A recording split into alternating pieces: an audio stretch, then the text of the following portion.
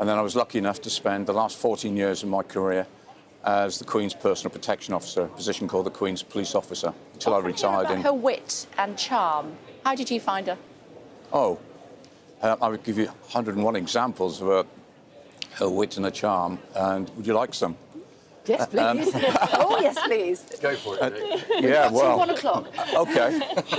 Well, one of my favourite stories is when we were at Balmoral, and the Queen used to go up there in May to Craiggowan House and just stay there privately for a weekend.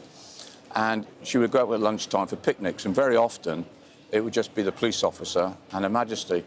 And one of the picnics I went out with her, we had a lovely picnic and a lovely chat, and then we went for a little walk, just the two of us.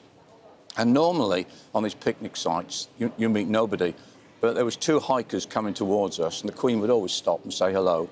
And it was two Americans on a walking holiday. And it was clear from the moment that we first stopped, they hadn't recognised the Queen, which is fine. And the American gentleman was telling the Queen where he came from, where they were going to next, and where they'd been to in Britain. And I could see it coming, and sure enough, he said to Her Majesty, "And where do you live?" And she said, "Well, I live in London, but I've got a holiday home just the other side of the hills." And he said, "Well, how often have you been coming up here?" "Oh," she said, "I've been coming up here ever since I was a little girl, so over 80 years. And you could see the clogs thinking. He said, "Well, if you've been coming up here for 80 years, you must have met the Queen." And as quick as a flash says, "Well, I haven't, but Dick here meets her regularly." So the guy said to me, "Oh, you've met the Queen, what's she like?"